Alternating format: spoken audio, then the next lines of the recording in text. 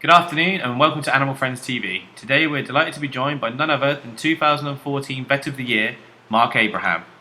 Not only has Marc won this prestigious award, he is also the founder of Pup Aid, a charity set up to stop puppy farming.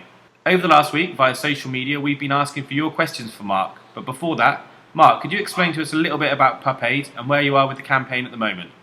Okay, so Pup Aid, I started 5 years ago. It's a campaign to raise awareness about puppy farming.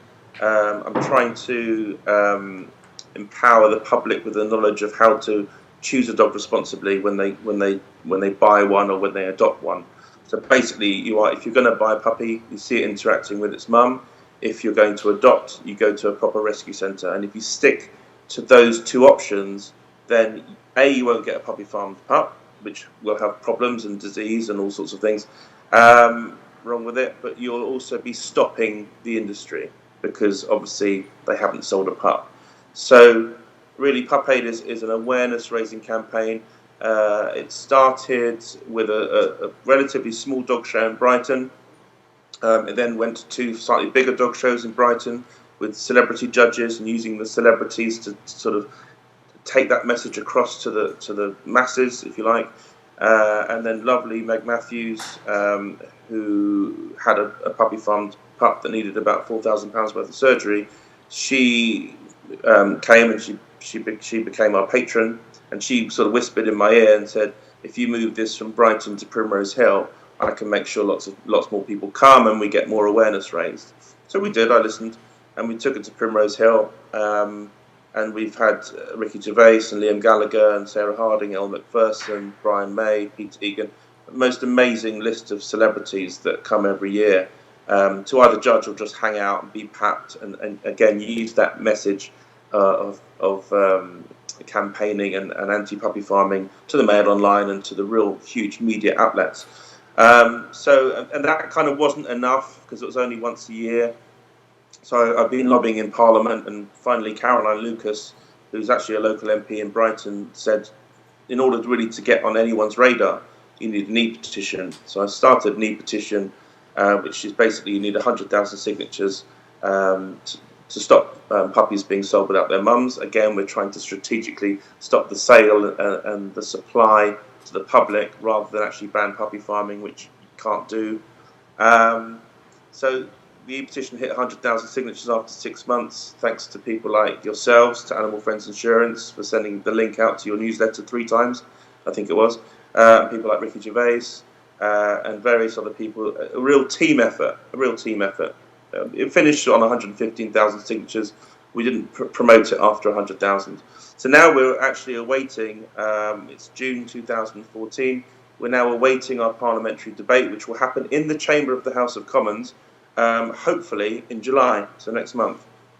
So watch this space, go to pupaid.org, follow us on Twitter, Pupaid, and Facebook at Pupaid, all very easy, and find out how you can be a part of hopefully change. And what we're trying to do is stop puppies being sold in pet shops as a first foot in the door in terms of stopping the demand of puppy farm pups to the public. So there's going to be an event in September the 6th. But we've got this parliamentary campaign also running alongside. So it's quite exciting times at the moment. I personally don't think the government will budge. I've been in talks with DEFRA, and the Conservative government at the moment doesn't like bringing in new legislation. They kind of assume that the stuff that's going on existing works perfectly. We all know it doesn't. Over 100,000 people have signed to say it doesn't work at all. So hopefully people power will win in the end, and we'll try and deliver a good result for dogs and to some lesser extent cats who are being irresponsibly bred throughout the whole country, but mainly in southwest Wales.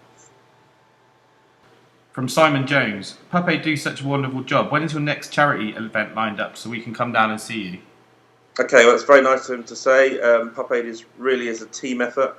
So the next one is a dog show, which will be on the 6th of September in Primrose Hill, which is in London, just next to Regent's Park. Bring your dog. It's celebrities judging a fun dog show. There's about 50 trade stands. There's Have a Go Agility. There's loads of stuff for kids.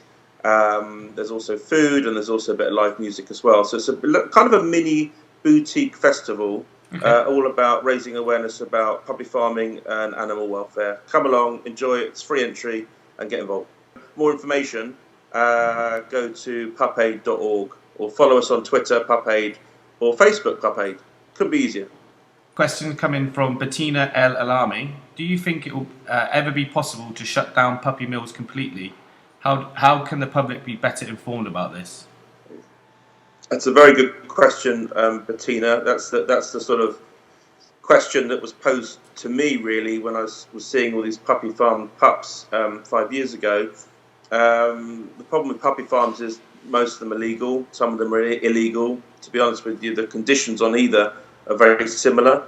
The problem with puppy farming at that level is they don't get policed, and simple Animal Welfare Act laws aren't being enforced for whatever reason.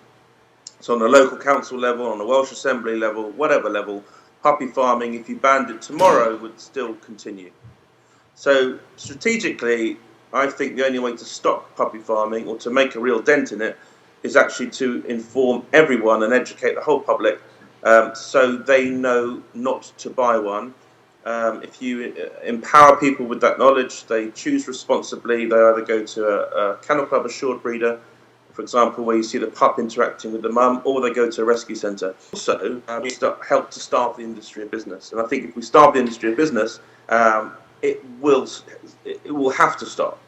But I think relying on laws and relying on local authorities, relying on governments, it takes time. And I've found the hard way, not that many people care. And especially the people that can make a difference. So really, it's going to be a people power thing. It's going to be a public choosing responsibly thing, and that should stop puppy farming, because I've kind of lost faith in the people who can really stop it actually doing something about it. We've also got problems with cheap European imports coming in now. Puppies, it's a huge problem. Again, if you choose responsibly and you insist on seeing the puppy with the mum and you do your research, you won't end up with one of these. What else can I say? So education, raising awareness. The e-petition obviously raised a lot of awareness, and we're due for a Commons debate hopefully in July this year. So it's a kind of, Pupaid's always been a almost like a vigilante-ish type of organisation where everyone's welcome, everyone can pool their contacts and their skills and their talents and work together to end something that's kind of an animal welfare catastrophe. So it's a real team effort from me, from my team, from Stuart and Bex, who I volunteer with, and Pupaid. There's only 3 volunteers doing it, plus everyone else who's supporting us on social media and in the public. It's a team effort. We're all part of it, and we'll all hopefully celebrate one day when we've enough people know, so we reach a tipping point, and hopefully then people stop buying them and the industry stops. My dog's just wandered past me and laid down next to me. Hello, dog. Okay, Lucy Stevens on our Facebook asks, how can I stop my 6-year-old cat from waking me up at 5 a.m. every morning for breakfast, even though he has dried food out? Well, we thank you for the question, Lucy. It's a big assumption that just because the cat's meowing and waking you up that it's hungry. Okay, it's a lot of a thing that most people think, oh, it must be hungry. And there's lots of other reasons why cats can be trying to get your attention. Could be hungry, may not even like the food, may be bored of the food, but there could be a medical reason. I mean, is your cat wormed? Maybe it's bored, maybe it's lonely, maybe you need another cat, maybe you need to go to a rescue centre and adopt a rescue cat and keep it company. It could be looking for affection. It's a bit young for hyperthyroidism, being 6, but some cats, 8 usually plus, who suffer from hyperthyroidism are constantly hungry. So whatever food you put down, they could be medically in need of more food, what we call polyphagia. They need to eat more food. Sometimes a cat that isn't spayed, if she, a 6-year-old, it's quite rare to have a 6-year-old unspayed cat, but she may be in season. This could be her calling. Obviously, she's not that old yet, but deaf, old, senile cats often meow more than usual. I had a deaf cat once, and it just constantly meowed because it couldn't hear itself, and it went louder and louder and louder. Maybe it wants to go out. Maybe we need to get a cat flap and give it access to outside. Maybe at 5 in the morning it's light and they want to get out and start hunting, so their instincts have kicked in. Or maybe it's stress. A lot of things cause cat stress. A lot of things that we don't even see. So possibly worth investing in some sort of behaviour modification, maybe a Feliway plug-in or some Zilkey from your vet. So I'd say, first of all, my advice would be go to your vet, make sure there's nothing medical causing this, and then sort of address the other behavioural issues that it could easily be to. Again, these are all from Facebook. Lorraine Davies. Hi Mark, we have a pup who is 5 months old and we still can't get him house trained. We've given him lots of praise and lots of treats for weeing outside, but he still doesn't learn. We have paper down in the house and he just goes on the carpet when he pleases. Please help from a desperate Labrador puppy owner. Okay, so first of all, thanks Lorraine. I can feel your frustration from your message. I think, first of all, it's worth noting that I'm a vet and not a behaviourist, and I kept this question in because it's a huge difference. A lot of people will ask vets behavioural questions. Again, it all boils down to one thing: you need to rule out that there's anything medically wrong with your dog first before you assume it's a behavioural problem. So, for example, a dog with cystitis or a dog that's drinking more and peeing more will exhibit these signs. Okay, so you don't want to sort of jump in thinking it's behavioural when you're missing a trick medically. So always I'd say check with your vet first. If the vet gives your dog the all clear and there's no cystitis and there's no disease causing drinking more and peeing more, then I definitely say get your vet to recommend a qualified behaviourist, not any behaviourist, a qualified behaviourist with letters after their name and everything, because this is a problem that you need to crack now before it becomes a habit. So check your dog's medically fine, and then if it is, then go to the behaviourist referral route. It's worth investing at this age because otherwise it becomes habit and you've got a lifetime of this going on, and it's harder to crack the older they get. So you've also, the advantages, it sounds very doom and gloom, the advantage you've got is you've got a Labrador that eat everything. So in terms of treat-based training, you should crack it very quickly. So good luck, but yeah, vets and then behaviourists. Rebecca Yeardley asks, more of a quote than a question really, you're a really inspirational person, dedicating your life to treating and saving animals. When and why did you realise that this is what you wanted to do with your life? Okay, that's a good question, Rebecca. And by the way, Rebecca Alice Yeardley isn't my alternative name that I use on the internet. This is definitely from someone else. I got involved with animals, I guess, well, apparently when I was 3. My mum informs me I was playing in the garden and I took a maggot out of my pet tortoise's leg with a twig, and the leg got better. I mean, my mum's not a liar, there's no reason she couldn't even make that up. So it's true. And that kind of gave me this flavour of helping animals, and obviously made me feel good. And we always had pets. So my mum's an animal lover. My uncle was a vet. So I was kind of surrounded by a vet and animal loving as growing up. So I think it was quite easy for me to sort of lock into that emotion of just wanting to help animals. And then sort of knowing more about vets and working on weekends and school holidays at the local vet, Tony Lewis, who's still kind of my idol and teaching me how to sort of deal with clients and look after animals. And then, you study hard, you get into university, which is pretty tough. 5 years later, you come out of university and you start practicing. And I've been very lucky in my career. I've been a mixed practice vet, small animal vet, emergency vet. But I've also gone abroad and done international disaster relief in Thailand after the tsunami. I've worked in the West Bank with donkeys. I've worked in the Amazon, in the slums of Mumbai. I mean, it is the sort of job you can take all around the world. So I've been incredibly lucky, and I've met some incredible people and animals and experienced some mad things, really. So yeah, and now I'm kind of a full-time animal welfare campaigner as well as vetting as well. So I'm busy. I think once you start and you start making progress, you really get a feel for what can be achieved. So, but again, it all comes down to working together, especially the campaigning and hopefully achieving something that's never been done before for animal welfare.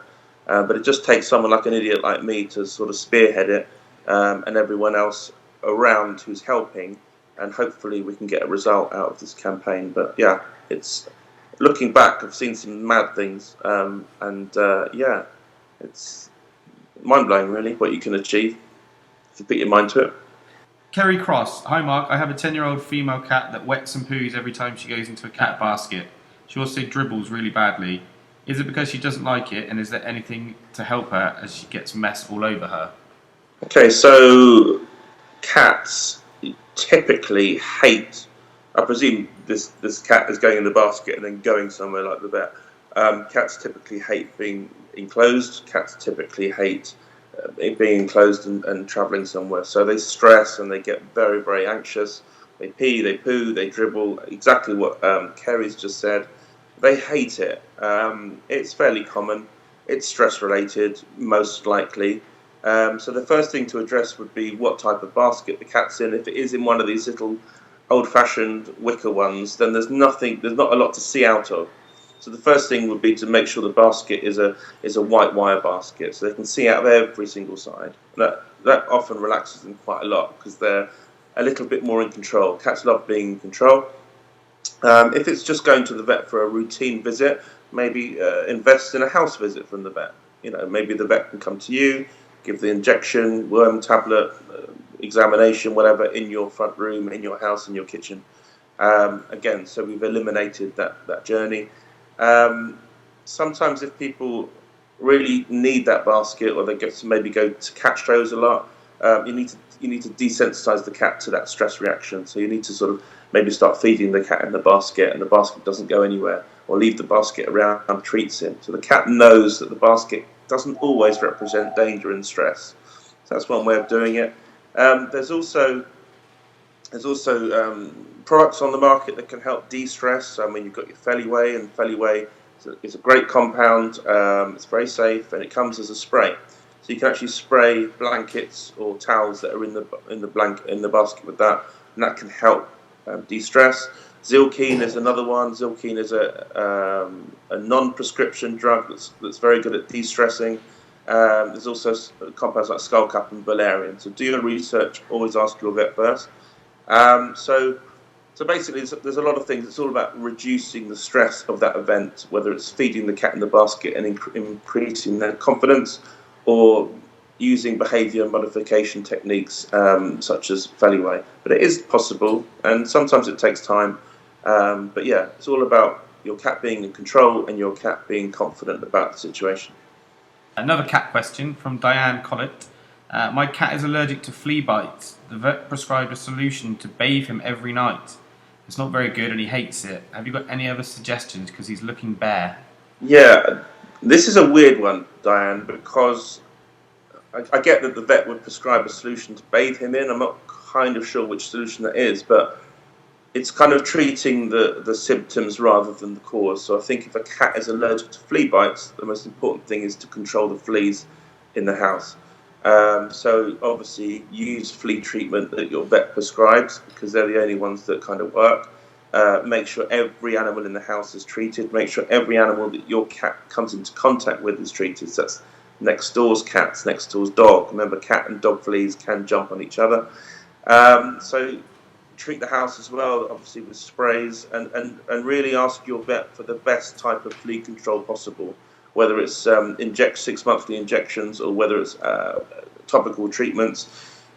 Chat with them and find the one that suits you both best, because you need to sort this out. You can use solutions to bathe, and you can use all sorts of things, but you really need to treat the cause rather than the symptoms. And you need to worm your cat too, because the life cycle of the flea and the tapeworm is incredibly closely related. So make sure you've ticked every box that can prevent fleas from being in the house in the first place, and then you'll be in a much better state to work out what to do next. Rule stuff out. Carol Summer. Hi Mark, my 18-month-old Cavapoo was trampled by 2 large dogs when she was around 6 months old. She was not hurt, but since then is terrified of dogs. She hides behind me and jumps up to be lifted up. I do not pick her up when this happens, and I'm trying to socialise her with dogs whilst on the lead, but so far no joy. Yeah, again, this seems like a pure behaviourist question.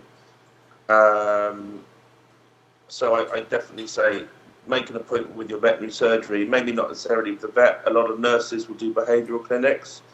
Talk it through with them, and then get the practice to refer to a qualified behaviourist, because vets, we're not really, well, I'm sure there's a minority that are, but the majority aren't qualified really to deal with quite complex behavioural problems like this could be.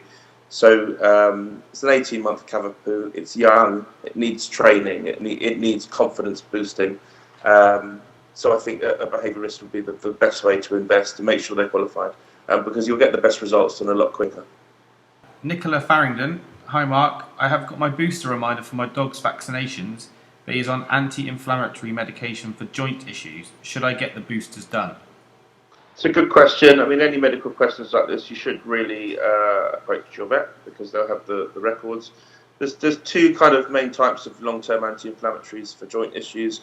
One are steroidal drugs or steroids, which have side effects, which depress the immune system. They work very well if they're on a low dose, but if possible, we like to use what we call non-steroidal drugs, which don't have the side effects of steroids. So these include Metacam and Rimadyl and quite a lot of the common names that we hear for the long-term arthritis drugs. Those non-steroidals don't affect boosters. So boosters, dog vaccinations don't really clash, if you like, or interact or cause problems with these non-steroidals. So ask your vet, but usually long-term anti-inflammatories and non-steroidal drugs don't affect the boosters at all. So you need to get those boosters done. And boosters are important, I'll just tell you, because, and a lot of people are going off boosters, but they really are essential. A, because it means that your vet's checking your dog every single year, and B, because you're preventing diseases such as parvovirus, and you're preventing leptospirosis, and they're killers. And I've nursed dogs from both diseases, or all the diseases really, that are in the booster, and it's all preventable. They're incredibly painful and expensive to treat. So why would you risk your dog getting one when all you have to do is go to the vet once a year and have a booster? And the main complaint is that people wonder that the dog's being over boosted, and that can have effects. But most vets now will sort of rotate boosters, so this is minimised. So there really is no excuse not to get your dog boosted at the moment. And seriously, to see a dog dying of parvo is heartbreaking, and especially when you know it's preventable. So go to your vet, get your boosters and your health checks done, and be a responsible pet owner. Sue Chivers, hi Mark, why does my dog, which is a boxer staffy cross, nibble on quilts, pillows, etc.? She makes everything wet. What can I do to stop her? Thank you.